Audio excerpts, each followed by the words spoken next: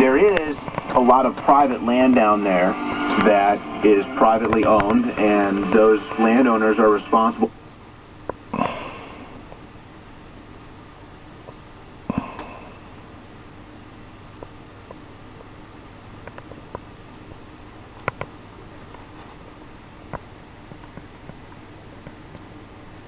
for their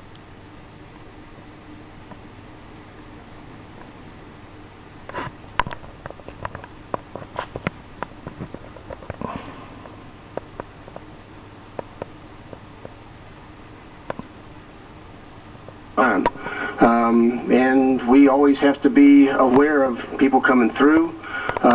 You know, you're always looking for illegal aliens coming through, trying to, you know, you don't know who they are.